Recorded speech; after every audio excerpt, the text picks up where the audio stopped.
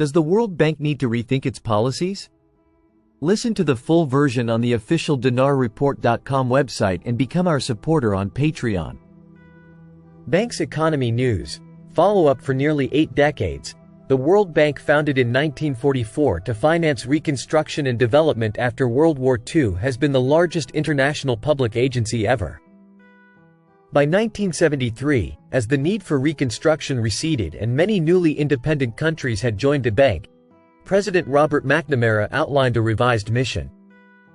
The bank's goal was to accelerate economic growth and reduce absolute poverty. At the bank's headquarters in Washington, that goal was engraved on the lobby wall for all to see. Our dream is a world free of poverty. The World Bank's initial approximation of the target was an annual estimate of the number of people living on less than $2.15 a day, the amount deemed necessary to avoid hunger.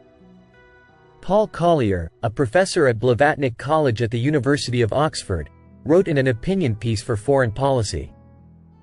"This is a very conservative measure of the bank's performance."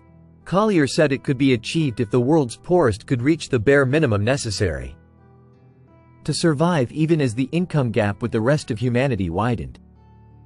But even by this inadequate measure, the bank was a failure before 1990. That is no longer in dispute. From 1960 to 1990, the incomes of the poorest countries diverged from those of the richest by standard statistical measures. The number of people living in extreme poverty peaked in 1980 and then stabilized until the early 1990s, when China, India, and other emerging Asian markets took off. Since 1990, China and India have largely lifted many millions out of poverty, but that was because of domestic reforms that opened their economies to trade. It was not because of the World Bank's meager aid to these countries, which went disproportionately to Africa, along with policy advice. But while the bank cannot claim responsibility for China's and India's successes, it must accept responsibility for Africa's failures. Yet the bank and its leadership have been reluctant to confront or draw conclusions from their failures. When I first worked on the problem of global income inequality in 2003, I found that there was another problem within the problem. That had not been noticed at the time, said Professor of Economics and Public Policy at the Blavatnik School at the University of Oxford. A group of 60 poor countries, concentrated in Africa and Central Asia but with pockets elsewhere, had failed to spark economic growth and were gradually falling behind everyone else.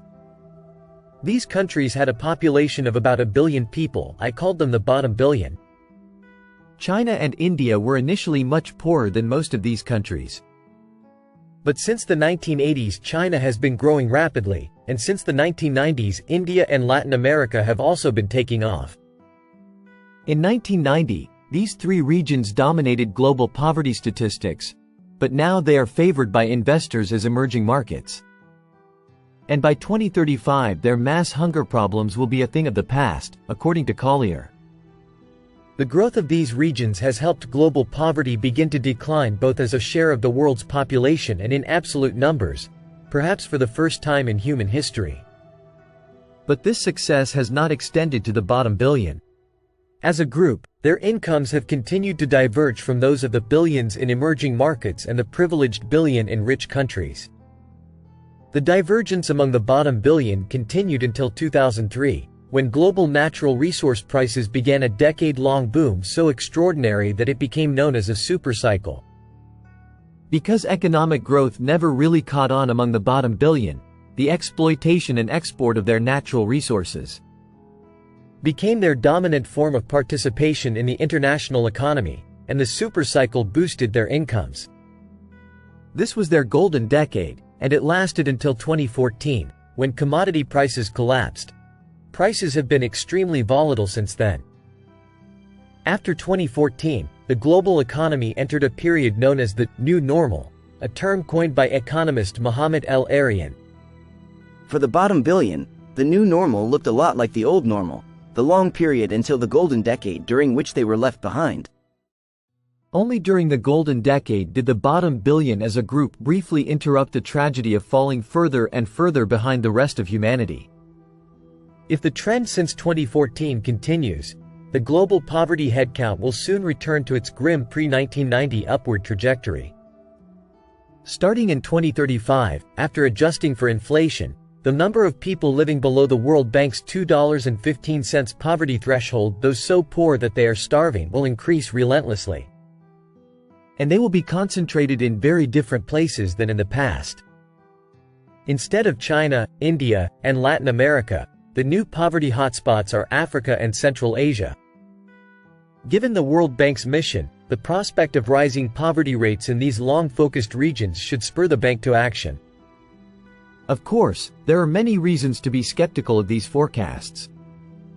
But we can supplement the projected trends with evidence of changes in national wealth per capita, including private assets such as homes and public assets such as infrastructure, Collier said. As imperfect as this measure may be, by looking at how assets have changed, we get some clues about how incomes will change in the future. In both the old normal and the new normal, the assets of the bottom billion remained virtually flat, while assets per capita in emerging markets grew rapidly, at 3% or more per year. The assets of the lucky billion living in the developed world grew comfortably, at about 2% per year. People in the bottom billion are poorer than the rest of humanity. By 2020, the average Fortune billion had $500,000 in assets per capita. The emerging market average had jumped to $85,000, and was on track to catch up with the Fortune billion within a generation. But people in the bottom billion have less than 1/30th of the Fortune billion's assets, and the Fortune billion's assets are growing only slowly. Rather than prompting questions about why its approach was failing to achieve its stated purpose, in the early 2020s the bank decided to change its stated purpose. The World Bank's goal would no longer be a world free of global poverty, nor would it even be able to measure it. Its goal would simply be to reduce the number of people living below a certain country-specific income threshold. If that number was falling, the bank would declare victory. Its programs in that country must be working. This was not demanding enough that most programs would get a passing grade most years, even in Africa and Central Asia, so that everyone could relax. To avoid a troubled career, an employee assigned to one country that was not currently getting a passing grade would simply need to move to another country as quickly as possible. Because everyone would be playing this game, the less experienced employees would end up working with the less capable in the more difficult countries. Clearly, as the premier global institution, the World Bank must aim for global convergence.